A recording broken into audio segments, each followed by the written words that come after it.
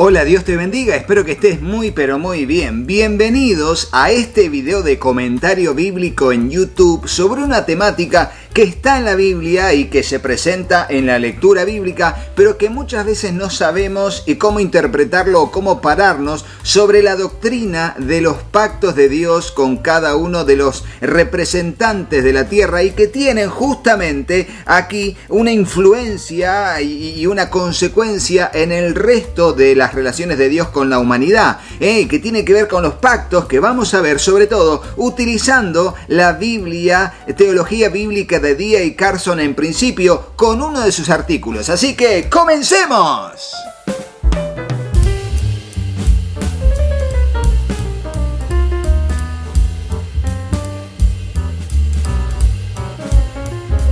Sí, aquí la tenemos a la Biblia, teología bíblica de D.A. Carson. Y mirá lo que es ese lomo. Tremendo ese lomo. Bueno, la reseña completa está en el canal para que puedas conocer una Biblia extraordinaria como lo que es la Biblia, teología bíblica de D.A. Carson en versión NBI. Esta Biblia, al finalizar, va a tener uno de los artículos titulado El Pacto. Como podemos ver, ocupa 3 páginas completas, pero nos vamos a centrar en la lectura de los pactos que va a presentar aquí justamente para entender desde Abraham en adelante cuáles fueron los pactos de Dios con el hombre. En sí, dice lo siguiente el artículo: el pacto universal con Noé y toda la creación. Aunque Dios anuncia su pacto con Noé y toda la creación antes del diluvio, lo establece una vez que las aguas se retiran. La primera mención a este pacto resalta sencillamente el plan divino de preservar a Noé y a los demás ocupantes del arca. El pacto de Dios con Noé reafirma su intención original respecto a la creación que el diluvio había trastocado. Por lo tanto, promete con solemnidad que la suspensión del orden natural no volverá a interrumpir de nuevo, y ahí están los pasajes, el cumplimiento del mandato de la humanidad en cuanto a la creación, y allí están los pasajes. Además, las órdenes adicionales enfatizan el valor de la vida humana en particular, que destacan más aún la lógica principal de este pacto: conservar la vida sobre la tierra sin otra interrupción divina. Queda implícito, como mínimo, en el alcance de este pacto que el objetivo redentor de Dios acabará abarcando a toda la creación. Ese énfasis global de Génesis 1 al 11 no se pierde ni en capítulos posteriores de Génesis ni más adelante, a pesar de que su enfoque se vaya estrechando.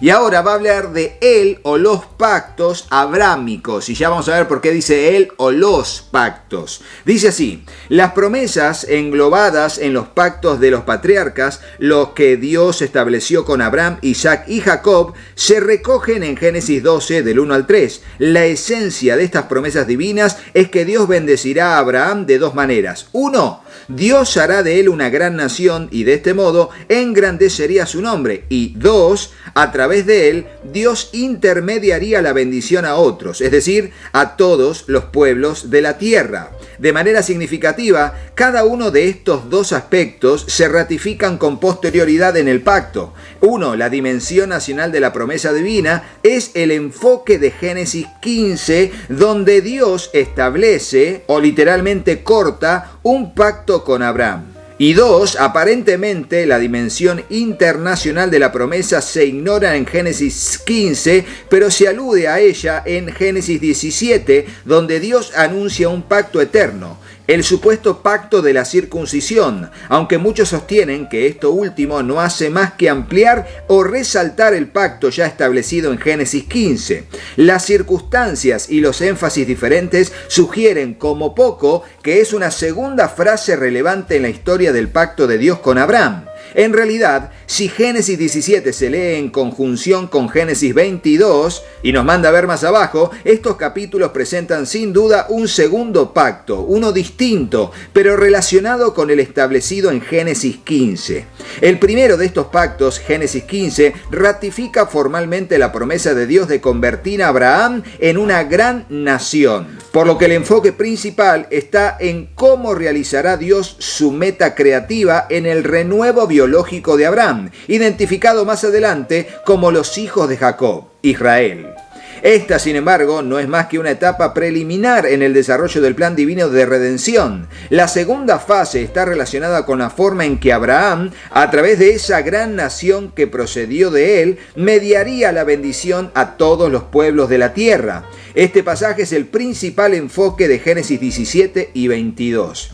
Aunque la promesa de ese carácter de nación no está del todo ausente en Génesis 17, el énfasis se sitúa sobre naciones, reyes y perpetua relación divina humana con el renuevo de Abraham. Significativamente, el foco se sitúa en particular sobre Isaac, como aquel por medio de quien este pacto será perpetuado, y destacando lo que estaba en juego en la prueba divina de Génesis 22. Allí la fe obediente de Abraham suplió las exigencias de Génesis 17, impulsando así a Dios a ratificar las promesas de Génesis 17 mediante un juramento solemne. Y allí están todos los pasajes. Entendiendo así, podemos decir que se establecieron dos pactos distintos entre Dios y Abraham. El primero garantizaba la promesa de Dios de hacer una gran nación a partir de Abraham. El segundo, anticipado en Génesis 17 y ratificado por juramento divino en Génesis 22, confirmaba la promesa de bendecir a todas las naciones por medio de Abraham y su descendencia. Y ahora vamos a ver qué nos dice acerca del pacto mosaico, ¿sí? El pacto dado a través de la ley de Moisés con el pueblo de Israel, y dice así: Dios estableció el pacto mosaico justo después de que tuviera lugar el desarrollo relevante anticipado en Génesis 15, la emancipación de los descendientes de Abraham de la opresión en una tierra extranjera. El enfoque en el Sinaí recae menos en lo que los descendientes de Abraham deben hacer para heredar la tierra y más en cómo deben conducirse dentro del territorio como la nación única que Dios pretendía que fueran. Para ser la propiedad exclusiva de Dios, un reino de sacerdotes y una nación santa, Israel debe cumplir el pacto de Dios sometiéndose a sus requisitos, es decir, las estipulaciones presentadas en Éxodo 20 al 23. Al adherirse estas y a las posteriores obligaciones del pacto entregado en Sinaí, Israel sería visiblemente diferente de las demás naciones y así reflejaría la sabiduría y la grandeza de Dios a los pueblos circundantes. Con estos medios, los descendientes de Abraham no solo seguirían los pasos de sus antepasados, sino que facilitarían el cumplimiento de las promesas divinas. Fíjense que están todos los pasajes. Por tanto, Israel debe, como hizo Abraham, vivir en la presencia de Dios y ser intachable. No hacerlo socavaría la razón misma de la existencia de Israel, una lección que el becerro de oro ilustra de un modo muy gráfico.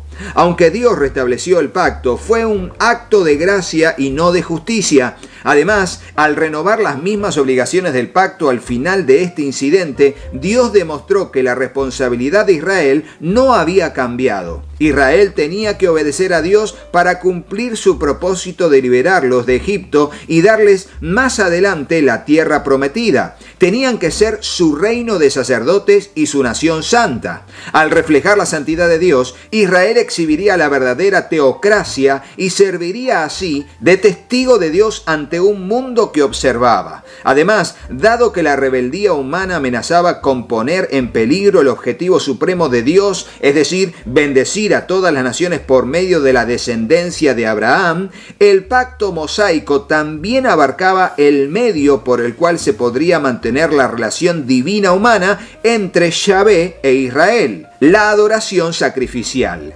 Esta, sobre todo el día de la expiación, limpiaría ritualmente el pecado de Israel y expresaría de forma simbólica el perdón divino. Por tanto, así como el pacto noético garantizaba la preservación de la vida humana en la tierra, el pacto mosaico garantizaba la preservación de Israel, la gran nación de Abraham, en la tierra. Esto era crucial para la siguiente etapa del cumplimiento de las promesas divinas: establecer un linaje real por medio del cual llegaría finalmente la semilla suprema de Abraham y el heredero del pacto. Y así siguiendo con el artículo, va a hablarnos ahora del pacto davídico, y lo que va a decir la Biblia, Teología Bíblica de D.A. Carson acerca de esto es lo siguiente.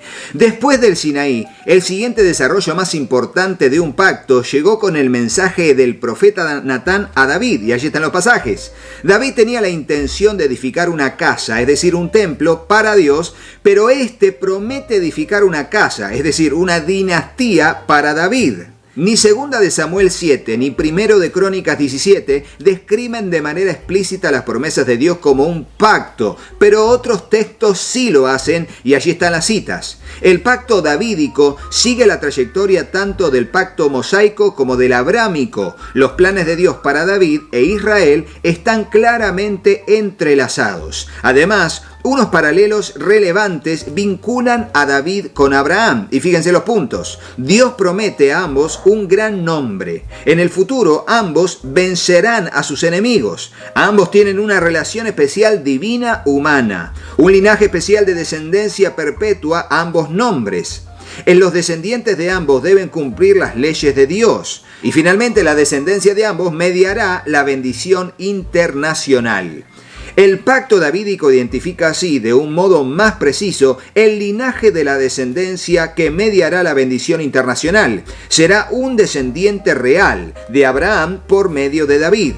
Este pacto presenta, por tanto, un cambio de enfoque sutil, aunque relevante. Con la gran nación prometida a Abraham, ahora firmemente establecida, la atención se concentra en su progenie real. Este linaje real, ya rastreado de un modo explícito en Génesis, y allí están los pasajes, culmina con un descendiente individual y vencedor que cumple la promesa de Génesis 22 y la esperanza expresada en el Salmo 72, 17. Y ahora nos hablará del nuevo pacto, que tiene que ver con el Nuevo Testamento, en la sangre, la muerte y la resurrección de Cristo. Y va a decir lo siguiente, estableciéndolo de esta manera y llegando al final del artículo. La persistente incapacidad de vivir según los requisitos del pacto divino condujo a la nación y a su monarquía al desastre inevitable que culmina en juicio, el templo destruido y el exilio babilónico. Esto podría haber desencadenado el fin si los planes de Dios para Israel no hubieran sido cruciales para cumplir sus promesas del pacto. El exilio de la nación y la desaparición de la monarquía debía revertirse para que el plan de creación de Dios se realizara. La historia del pacto prosiguió, pues, por medio de la perspectiva de un nuevo pacto que sería a la vez continuo y discontinuo respecto a los del pasado. Aunque en el Antiguo Testamento tan solo se alude una vez a él explícitamente como un nuevo pacto en Jeremías, varios pasajes tanto en Jeremías como en otros lugares se refieren al mismo. En Isaías, este pacto eterno de paz está estrechamente asociado a la figura de siervo. Es inclusivo por cuanto incorpora incluso a los extranjeros y a los eunucos, pero también excluyente ya que se limita a aquellos que se aferran a sus obligaciones. Aunque Jeremías y Ezequiel usan una terminología distinta para describirlo, ambos anticipan un cambio fundamental que tendrá lugar en la comunidad del pacto. Jeremías habla de interiorizar la Torá, mientras que Ezequiel habla de una cirugía espiritual y una transformación radical. Para ambos profetas, esta renovación interior resultaría en la relación ideal divina humana que este y otros pactos anteriores expresan en términos de la fórmula del pacto. Yo seré su Dios y ellos serán mi pueblo. En este nuevo pacto, todas las esperanzas y las expectativas de pactos anteriores alcanzarán el cumplimiento apoteósico y la expresión escatológica. No es de sorprender, por tanto, que el Nuevo Testamento, o Nuevo Pacto, declare que todas las promesas del pacto de Dios se realizan en y por medio de Jesús, el tan aguardado Mesías davídico. Como descendiente supremo de Abraham y descendiente real de David, y allí están todos los pasajes, Jesús también cumple la función del siervo de Isaías, no solo redimiendo a Israel, sino también mediando la bendición divina y una comunidad internacional de fe, y allí están todos los pasajes. De acuerdo con los evangelios y las cartas del Nuevo Testamento, el nuevo pacto fue ratificado por medio de la muerte sacrificial de Jesús en la cruz. En la Santa Cena Inaugural, Jesús alude tanto al perdón vinculado por Jeremías al nuevo pacto, como a la sangre asociada con el establecimiento del antiguo pacto. Por consiguiente, el Nuevo Testamento enfatiza el perdón de pecados, algo que solo se puede lograr por completo bajo el nuevo pacto, como principal beneficio de la muerte de Jesús. Y allí están todos los pasajes. Así, según Pablo y el autor de Hebreos, el nuevo pacto es muy superior al antiguo, es decir, el pacto mosaico. Esto ya está implícito en el uso fiel del adjetivo nuevo. En 1 Corintios 11:25, y allí está el capítulo de Lucas 22:20, que claramente alude al contraste negativo de Jeremías. Pablo es aún más directo en 2 Corintios 3, donde establece un claro contraste entre el nuevo pacto y el antiguo, resaltando la inmensa inferioridad del viejo en comparación con la gloria incomparable y la permanencia del nuevo. Una comparación negativa similar se hace también mediante el contraste figurado entre Agar y Sara.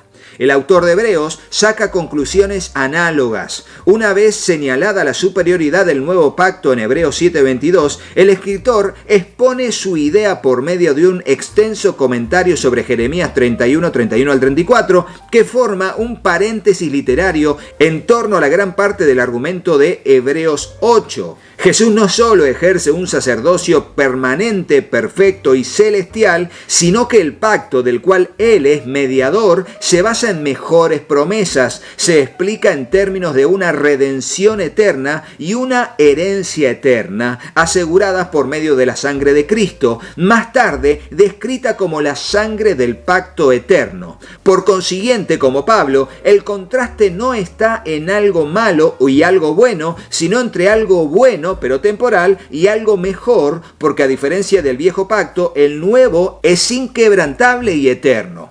Aunque estas realidades del nuevo pacto estén ya presentes en muchos aspectos, no obstante, es verdad que lo mejor está aún por llegar. Así como las esperanzas de la restauración de Israel no se agotaron con la repatriación tras el exilio babilónico, tampoco se realizaron por completo en la primera venida de su Mesías, aunque en Jesús, la simiente prometida de Abraham, el profeta anticipado como Moisés, el hijo más grande del rey David y el mediador del nuevo pacto, según todas esas citas, las promesas del pacto de Dios se han cumplido tanto para Israel como para las naciones. La expresión suprema de la meta creativa y redentora de Dios siempre aguarda cumplimiento en la realidad escatológica de la nueva creación. Solo entonces la esperanza expresada en la fórmula del pacto de la era antigua se experimentará de un modo más completo, porque el trono de Dios y del Cordero estará en la ciudad. Sus siervos lo adorarán y reinarán por los siglos de los siglos. Y así llegamos al final de este artículo sobre el pacto, ¿sí? El pacto de Dios, los pactos de Dios más representativos en la palabra del Señor, allí vistos con todos esos cantidad de citas bíblicas que están aquí en este artículo. Ahora, brevemente, vamos a ver la cadena temática del pacto en la Biblia de referencia Thompson.